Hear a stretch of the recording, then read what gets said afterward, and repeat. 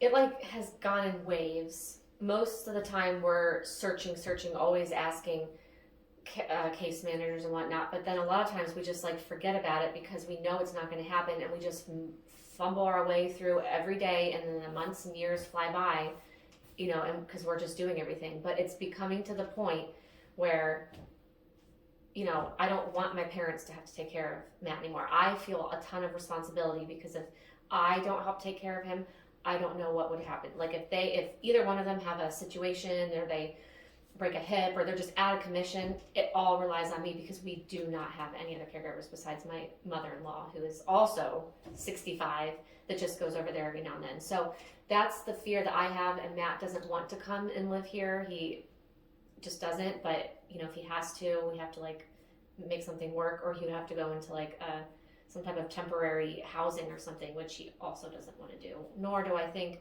like the state wants to pay for that when they can keep a person independent in their home. He feels guilty. And then I feel guilty as too, because she is obviously the only family member that would want to take on that responsibility. And I feel bad because she has 2 children, small children, and she's just trying to get her life, going. My husband is awesome and totally on board with everything, and we take care of Matt, try to give them respite care as much as we possibly can.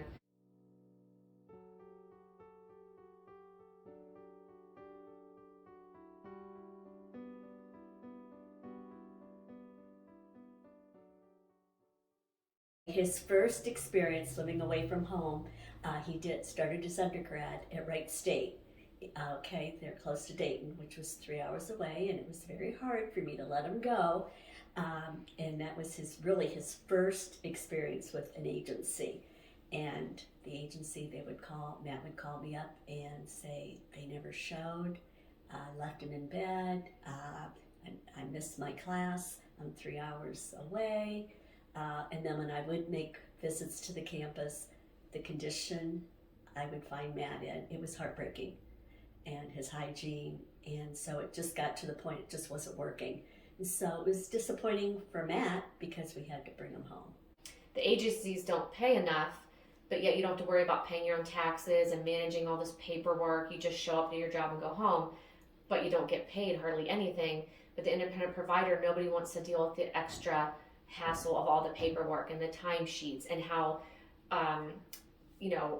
critical they are of your timesheets. If you do one little thing wrong, then you have to pay things back. I mean, they make it so difficult that anybody that we have had to try to get this process going, like my brother-in-law, probably would have done it longer if it would have just been easier. He was a young 25-year-old guy. He didn't want to mess with all that. He's not responsible enough really to keep track of all that. And it deters people away. It just seems like it's kind of more pain than it's worth for a lot of people.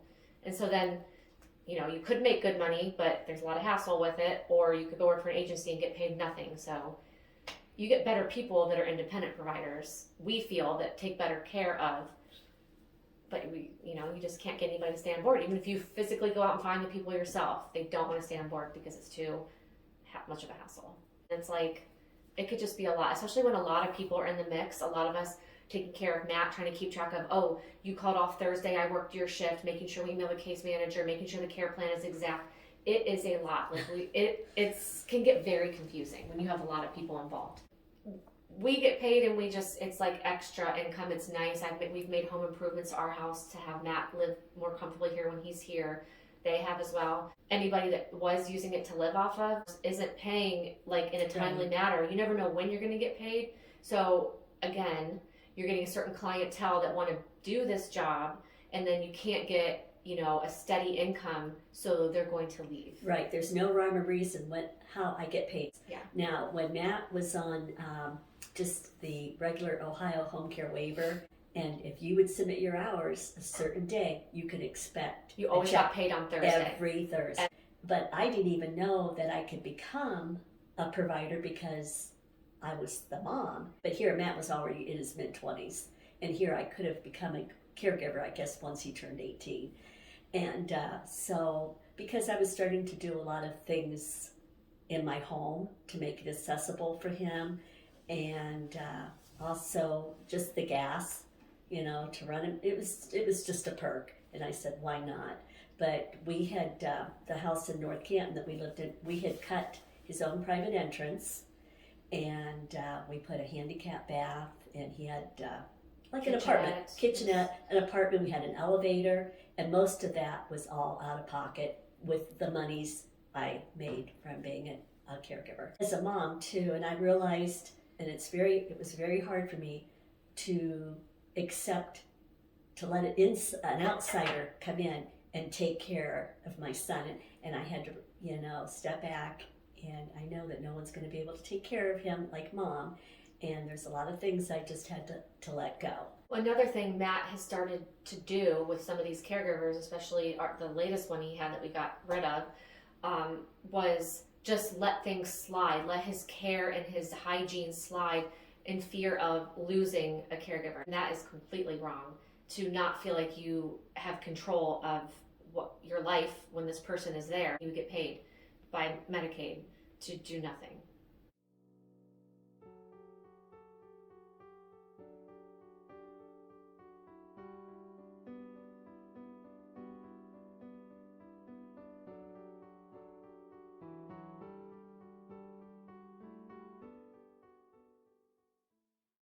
Just like anything that would help. Just like somebody that came in and just wanted to work a couple mornings. Like, we understand that we don't want to wash our hands of taking care of Matt. Like, I still want to help him. I want to take care of him. But like somebody else in the mix that's just not family that we can rely on would just be great. He feels that he's a burden to us. So of course he'd like to have an outsider, but yet his experience with having somebody outside of the family hasn't been the greatest, so he's stuck. So, but he'd prefer it that way.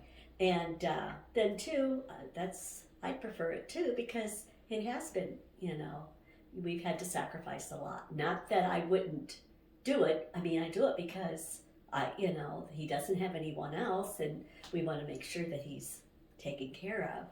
But it would be nice to have our retirement years, what we had hoped for.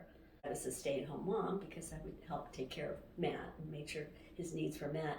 But once my husband retired, then we had these plans. We bought this big camper, and we were going to travel, and we did a couple years, and we never did make it out west. And that every time we planned a big trip and we thought we'd have his aides all lined up, they would quit for whatever reason. So it just got to the point that we had to sell our dream. And there's been a lot of disappointments and how they thought retirement could look because of the caregiving, when it didn't have to be that way, because there should be people to be able to take care of individuals that need help, and there's just not. It's very disappointing, a little Yeah. heartbreaking. It's caused fights, like just tension in the family. It can get overwhelming, and it just seems like it's just getting worse and worse. Like, instead of better, it's just worse and worse. Right. So, we're kind of like out of resources at this point, and we just do what we have to do. As my husband and I, like Christina said, are getting older, I could fall and be out of commission. It's like, what do we do then? And that's really worrisome to me, and knowing that it's Christina's responsibility. And I just don't like to, I feel guilty because it's Matt's, her brother, but it's not the same. I don't see why anybody can't just assume this is the main problem, is that they just need to pay these people more money. If you can pay somebody X amount of dollars to go work at, be a manager at Aldi or something, or a cashier, then why can't you pay somebody decent money to take care of another human being and keep people out of homes, nursing homes? Allow those spots to be for people that need to live there. Don't let all the homes be flooded with all these people that run out of resources. They need to pay the agencies more money, like substantially more money. I mean, these are citizens of the United States, like human beings that need care, that cannot care for themselves. All money talks, and I really think that it would be a change if people got paid the right dollar.